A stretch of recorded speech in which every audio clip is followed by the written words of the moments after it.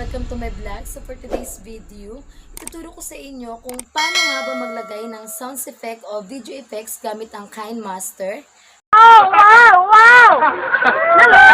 Pero bago yan, mga beshi, bisitahin niyo naman po yung Facebook page ko na Jimmy Vlog at Facebook ko na Cherry De La Torre. So ayan na nga mga beshi. Gusto niyo bang matutunan kung paano ko nga ba ginawa sa videong to? Paano masabi? Or paano ko nilagay ang mga effect na kagaya nito? Oh Or my. tulad nito? Please, I don't have any At time for maririnig yung sounds na kagaya nito. Pero sana mga beshi magustuhan nyo itong video gagawin ko at makatulong sa inyo. Pero bago yan, kung ikaw ay bago pa lang sa YouTube channel ko, huwag mong kakalimutang mag-like, subscribe, and click the button bell para updated kayo sa mga bagong videos ko. So ready na ba kayo mga beshi? Just keep on watching.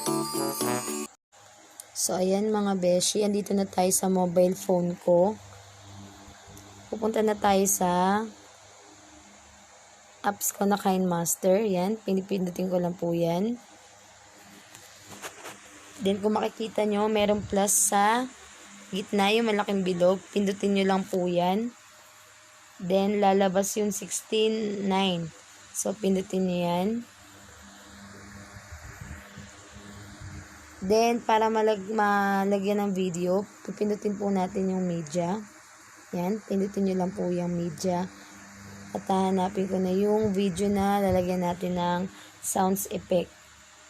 So, click ko na to. Then, check sa taas. Yan. So, kung makikita nyo, Mga effect na kagaya nito, ayan yung video ko. or tulad Hihinaan ko muna siya mga beshi. nito, Yan. So, kung makikita nyo mga beshi, yung video ko, dun sa sinasabi sa video ko, wala pang lumalabas na effects. So, ipapakita ko sa inyo kung paano yun. So, start na tayo. Mga beshi. So, ayan mga beshi, nakita nyo yung video ko. Kailangan isasakto lang po natin yung effects dun sa sinasabi sa video ko. Yan. Kagaya nyan. So, kung gusto nyo ma-stop mga beshi, pipindutin nyo lang yung triangle dito na blue na makikita nyo sa baba. Yan. Yan. Kung gusto nyo ma-stop yung video nyo para malagay nyo yung video effects na lalabas sa sinasabi sa video nyo. So, ayan.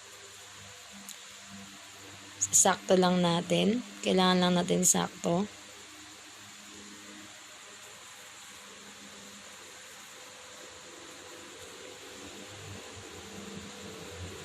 So, kung okay na yan sa inyo para lumabas yung video, pupunta kayo sa layer. Then, i-click nyo yung media. Hanapin natin yung dinownload ko sa Chrome na video effects. So, ito. Yan. Kung makikita nyo mga beshi, meron siyang green na background. Yan. Pwede rin siyang merong green o mas mabuti yung mas maganda kung wala yung green na background. Kaya pipindutin nyo lang yung chroma key. Yan. Then enable. On nyo lang yan. Kung makikita nyo wala na yung background na green. So ayan. Click nyo lang yung sa taas. Check natin. Kung meron pang green. Wala na mga beshi o. Diba? So, ganun lang kadali mawala yung green.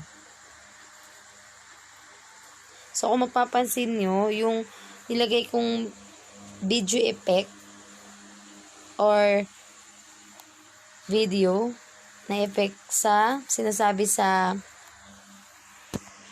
video, hindi tugma doon. So, i-click nyo lang dito. Yan, yung screen na yan na video. Then, baba. So, i-adjust nyo yan. Pwede nyo yung paliitan, pwede nyo yung lakihan. Pero sa akin yan, konti lang adjust. Sakto lang natin dun sa kamay ko. Yan. Sasakto lang po natin. Yan, ang konti. Then, punta po tayo sa animation. Click nyo lang po yan. So, makikita nyo may fade, may pop, kung paano lumabas yung video effect nyo. Yan, marami dyan. Slide right, slide left, slide up, para lumabas yung video. Pero para sa akin, pipindutin ko yung pop. Yan. Yan. So, makikita nyo, may adjustan dito sa baba. Yung 0.5 at saka 1.0.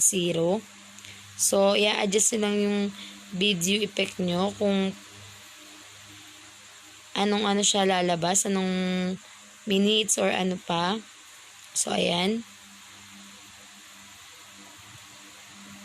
So, kung makikita nyo, pipindutin ko yung dalawa. Yan. Dalawa lang, pangalawa. Then, click. So, tingnan natin uli. Pindutin ulit natin yung triangle dito sa gilid. So, kung mapapansin nyo, matagal mawala yung video. So, pipindutin nyo lang yung kuligin dito sa baba na nakikita nyo yung video na yan. Then, adjust lang natin ng konti. Then, check nyo sa taas uli. Start uli natin. So, ayun. Ganun na siya, medyo hindi pa gano mawala. So, adjust uli natin ng konti. So, click uli natin yung sa taas na check. Then, play.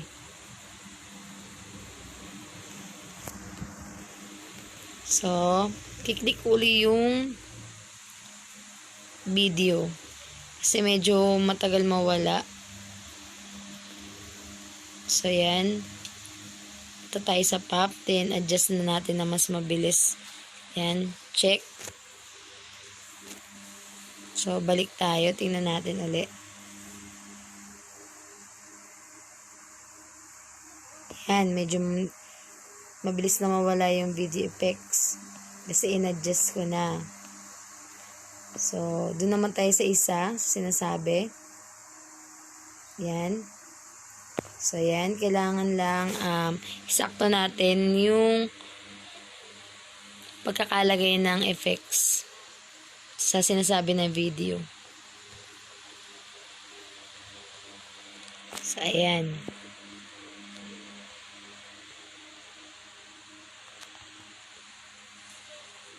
Pinutin nyo lang yung triangle na yan para sa stop or para kung saan nyo ilalagay yung video.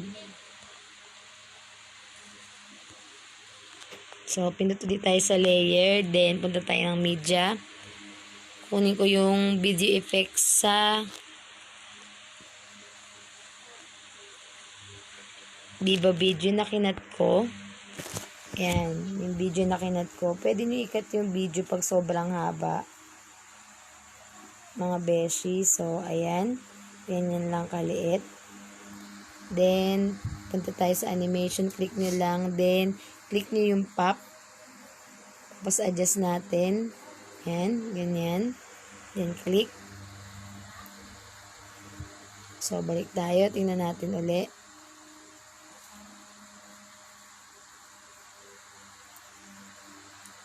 So, lalakasan ko mga beshi. Titingnan natin kung sakto ba dun sa sinasabi ko. Yung video effects na nilagay natin.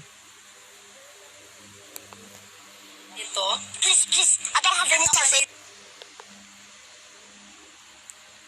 Mga effect na kagaya nito. Or tulad nito. Please, I don't have any time. Maririnig yung sounds. So, ayan. Konti natin lagay. So, ito. Or tulad nito.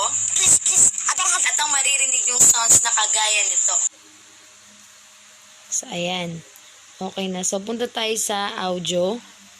Click nyo lang yung audio para malagay na natin yung sounds effect. Then, pindutin nyo lang yung SFX assets. So, click nyo lang yan. Then, hanap na kayo ng sounds effect na lalabas. Halimbawa,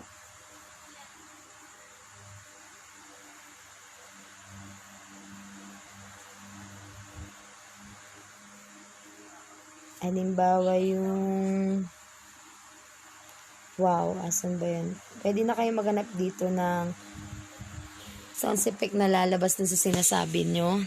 Dun sa video. Yan, yan. Yan, kagaya nito. Pindutin nyo lang yan. Pero mga beshi, kailangan downloadin nyo din to. Mga sound effect na to sa KineMaster. Dina-download po to.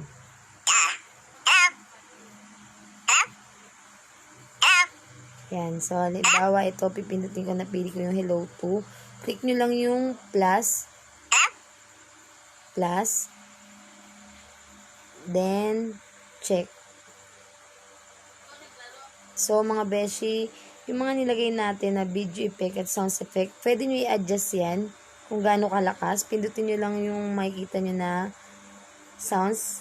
Ito, yung sounds na makikita nyo dyan sa taas. Pwede nyo pindutin yan. Then, i-adjust nyo lang kung gaano kalakas yung video na ilalagay nyo dun sa video nyo. So, ayan. Ayan, check nyo uli yung sa taas. So, tingnan uli natin. Mga effect na kagaya nito, or tulad nito, Please, I don't have... at ang maririnig yung sounds na kagaya nito. Pero sana, mga beshi, magustuhan nyo tong video yung gagawin ko. So, ayun, mga beshi, nagawa na po natin kung paano ilagay yung video effects dun sa sinasabi sa video. So, kung makikita nyo, ayan. Mga effect na kagaya nito, na siya. Or tulad nito, Please, I don't have... at ang maririnig yung sounds na kagaya nito. Pero sana, mga beshi, magustuhan nyo tong video. So, ayun, mga beshi, ganun lang po kadaling maglagay ng video effect at sound effect gamit ang KineMaster sa video na ginagawa nyo. So, sana makatulong sa inyo yung video na to, mga beshi. Thank you for watching.